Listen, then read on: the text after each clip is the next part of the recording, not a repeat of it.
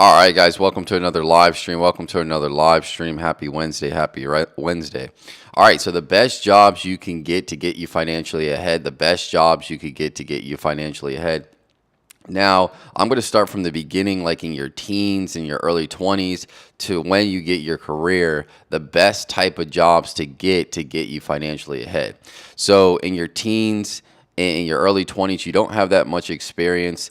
And I remember when I was in my teens and I was in my 20s, I just got some basic jobs, but I still think during that period, you could get jobs that could be very beneficial to you financially if you make the right decision. So, when I was growing up, I worked. My first job was dishwashing at a Japanese steakhouse called Wasabi, and then I worked at Kobe's Japanese Steakhouse, and I was doing serving. And those jobs were good. I would get tips, I would get extra hours and things like that, but it required me to be there. Now, there are some jobs that require you to be there that are still good for you financially, but I think jobs working at food places and things like that are not the best for you, right? Especially now with all the options that we have. I just don't think jobs working retail or working at a food place are the best for you, because the only benefit you get from there is the paycheck. You want to look for jobs that not only get a paycheck, but there's also other benefits that come with the job. So working a food place, working at a clothing store at the mall, those jobs don't really provide you much benefit besides getting a paycheck. And I see so many people today getting so many jobs that don't really provide benefit, and they're working it for 2 to 3 years. I see people in their early 20s working these food jobs, and there's nothing wrong with them. There's people that somebody has to work them. But I think if you're a person that says, okay, I want to do more financially and I want to get ahead and build my wealth early, then let me look at these other options, right? So, like I said, I worked at Kobe's Japanese Steakhouse. I worked at Wasabi, and then I also worked at Burger 21. And this is kind of what switched my mindset. So across from Burger 21, there was this credit union, and I always said, "Wow, I want later on in life when I build my career, because I wanted a career in finance. I wanted to work at a bank." But little did I know, there was actually entry level positions that you can work in the bank in your teens and your early 20s if you just had cash handling experience. And I already had cash handling experience working at Kobe's, working at Burger 21, because I worked the register at Burger 21 and I dealt with cash at Kobe's Japanese Steakhouse. So you could be a teller at the bank, and I didn't know that until I kept looking at it. I kept looking at it across from Burger 21, and I said, you know what? Let me see if there's any positions open. And that is one of the jobs that I think people could get in their early 20s and maybe even their early teens, if they get the right experience, which you just really need some cash handling experience, and then also just put in the effort. Now, the benefit of working at the bank, this will help you because not only do you get a paycheck, but it's kind of like that professional. You go to work looking professional, and it's a more respectable position. So when you transition into your career, specifically like a finance or accounting position, you'll be able to use that experience on your resume. Because one, not only was I able to do a teller position, but I was also able to move up. Sorry, I was also able to move up to a member service rep, which I was able to help people apply for loans and things like that. And it just went hand in hand with the finance degree that I got in college. So I wasn't only getting the paycheck, I was also getting the experience of being in a bank, and also opening myself up to other opportunities that I was going to get in the future, right? So yeah, I think people should look into being a teller at banks. They're real low entry positions, and they're always hiring. Like, I see it all the time on Indeeds and all these marketplaces. They always need tellers.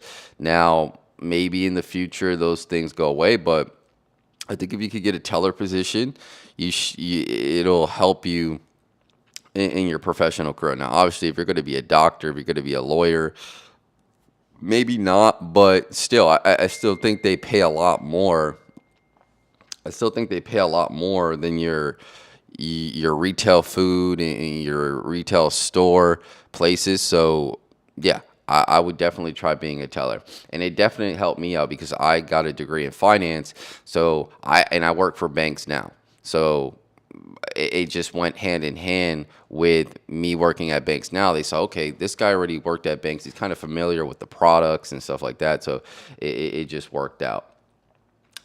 So yeah, and then so two, so with the teller job, I didn't really like, even though I had to be there physically, it was okay, right? And we're gonna get into another job that you could get that you don't have to be there physically, and most of you could probably guess it. But nowadays, you could do Uber or Lyft. I don't see why, and I know it's kind of hard. Some people don't have a car, but I think if you're 18 to 22 and you could get a car, I don't think you should be doing the retail food or a clothing store when you could be doing Uber. Now, again, this option's not available for everybody because everybody doesn't have a car, but I think people could work up to that, and it's not that far to get to. Most people do get a car when they're 18, and a lot of people are getting a new car when they're 18. Maybe it's because their parents bought them it, or they had some money saved up. Maybe their grandparents had some money saved up for them and they got a car. Well, now you can use that car to do Uber.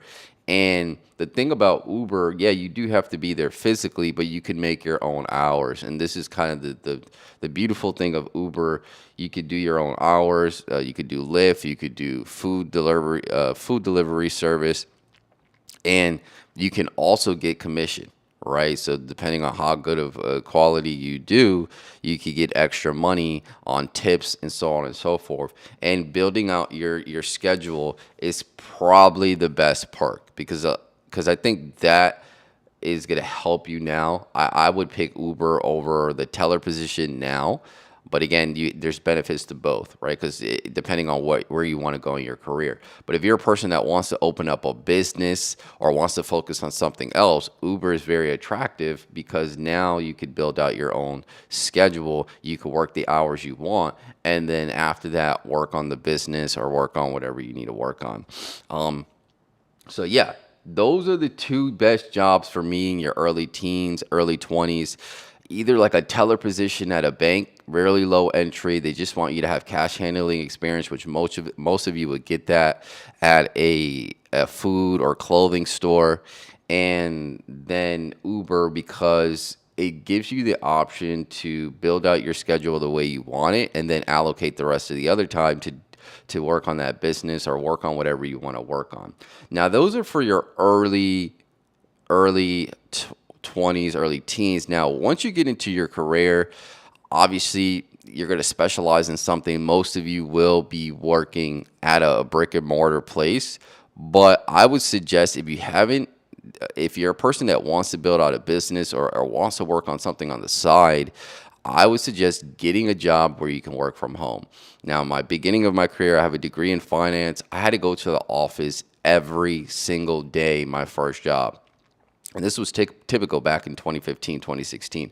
Like, remote jobs weren't that common.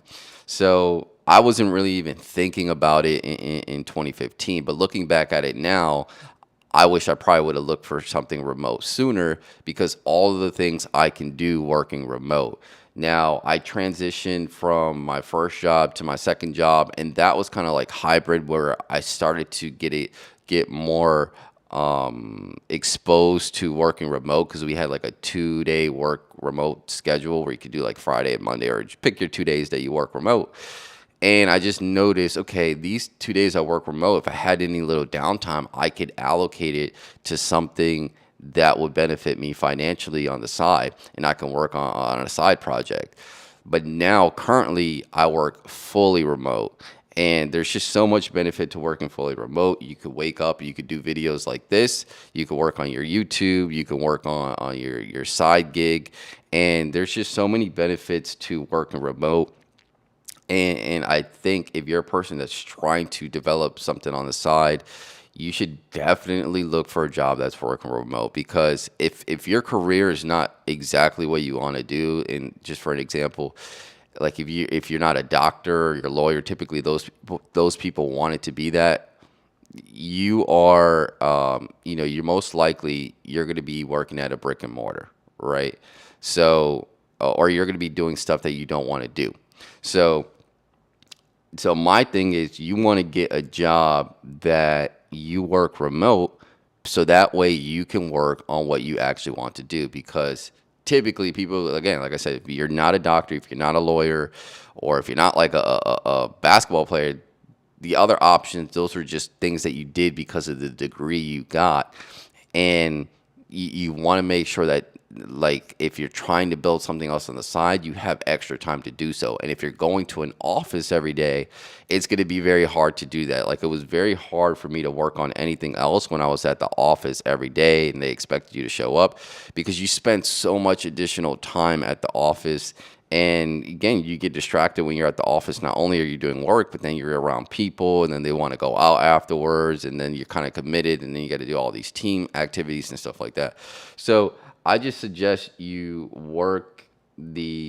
try to get something remote when you get into your career, right? Unless you have to be a doctor, unless you have to be like a nurse, then you obviously have to be in brick and mortar. But if you're a person that has the option to work remote, I would try as hard as possible to get that remote position.